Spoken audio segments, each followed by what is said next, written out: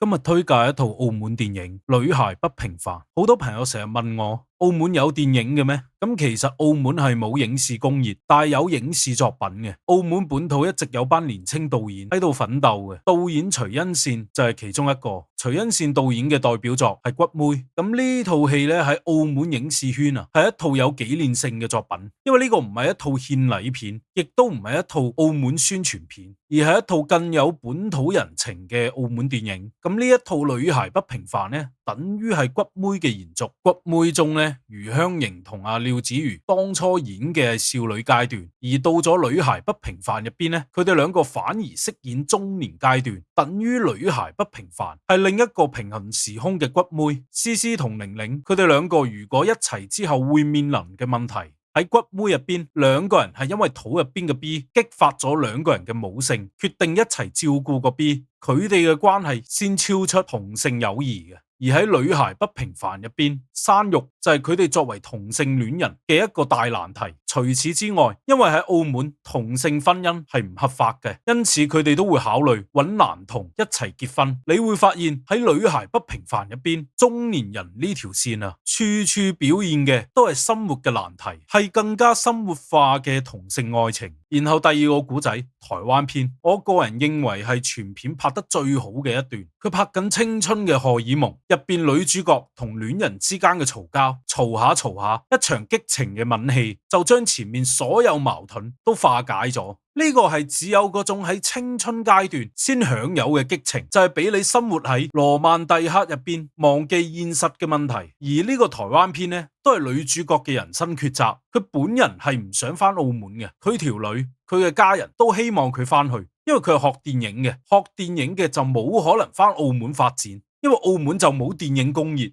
最後等於激情燃燒到盡頭，佢終於選擇回歸生活。然後鄧濤呢個演員啊，太令人驚喜啦！呢個角色嘅倔強，佢嘅迷惘，佢嘅激情係三個階段演繹得最突出嘅。再到下一個古仔就係青春期，呢個應該係每個女童都會經歷過嘅悲劇。就係愛上咗一個直女，呢個大姐姐係女主角嘅性啟蒙，佢激活咗女主角嘅性別意識。青春期呢個階段嘅女仔都係喺度尋找自我，佢係通過女性發現自己嘅性取向。呢場暗戀注定係悲劇收場，但同時都係女主角揾到自我，決定好自己未來嘅路。佢一開頭係跟住屋企人嘅安排，就係喺澳門讀大學，但就喺佢性別意識覺醒咗之後呢，佢先決定去台灣。你睇三個古仔，每個古仔嘅起源都係來源於上一個階段做嘅抉擇。因為喺中學階段愛上咗大姐姐，確認咗自己嘅性取向，亦都確認咗自己追求嘅目標，於是放棄澳門嘅學業，轉去台灣。而喺台灣嗰陣，因為知自己無法留喺台灣，最後翻咗澳門。但呢個睇似係選擇咗。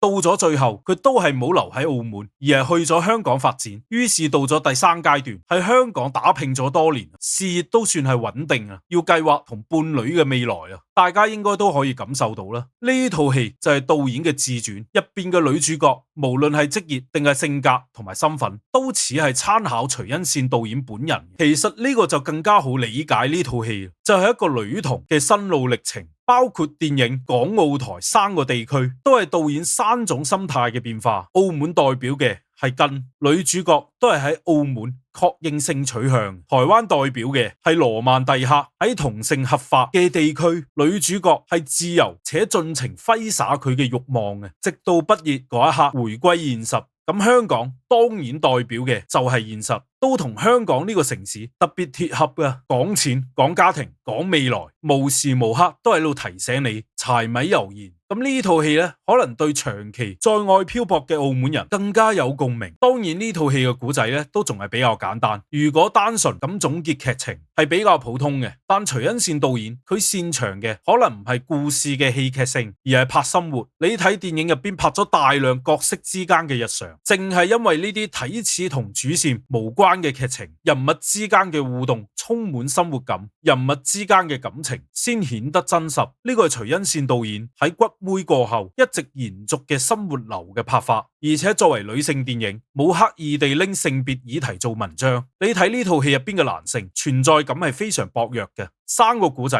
女主角遇到三個女性，每一個女性都係影響女主角人生抉擇嘅關鍵人物。男性喺女主角生命中係完全唔重要嘅，呢個就好符合女同對男人嘅睇法，就係你哋根本唔重要，我都冇諗過俾你哋參與我人生入邊。電影入邊咧，女主角係有個老豆嘅，但你睇導演係冇留篇幅去描繪父女情，而係將個重心擺喺母女情上面。呢個阿媽嘅設計都好得意，佢係傳統媽媽嘅代表，就係佢係肯定唔支持個女同性戀，而當個女喺佢面前捉住條女隻手，佢係會扮睇唔到。呢個阿媽冇責怪自己個女，佢係用若無其事嚟維繫自己同個女嘅關係。到最後，你哋應該發現呢個阿媽其實已經接受咗個女嘅選擇啦。你睇呢套戲入邊，真正俾女主角支持嘅，令佢成長嘅，令佢學識選擇嘅，同埋包容佢嘅，依然係女性。所以呢套係一套典型嘅女性電影。最後我仲不得不講，最近連睇咗廖子妤兩套戲，《夜王》入邊嘅佢如此嬌眉動人，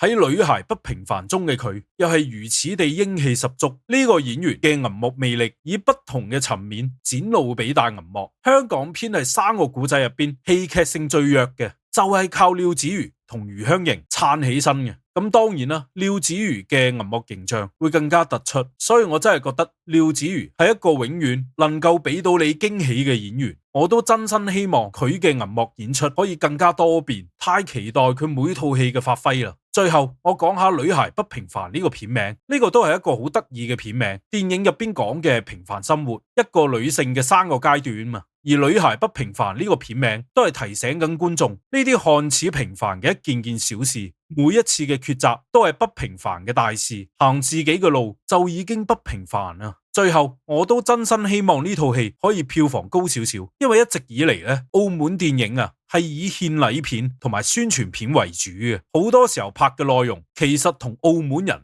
係冇乜關係嘅，咁至少仲係有徐恩善咁嘅導演去講一個本土嘅故事。所以無論如何，我都希望有更加多人可以關注下呢套澳門電影，睇下呢一代澳門創作者佢哋所睇到嘅世界，佢哋透過鏡頭想表達嘅諗法，呢個都係一種新嘅角度。最後，如果你中意呢條片，請 like 同訂閱我嘅 channel，我哋下期再見，拜拜。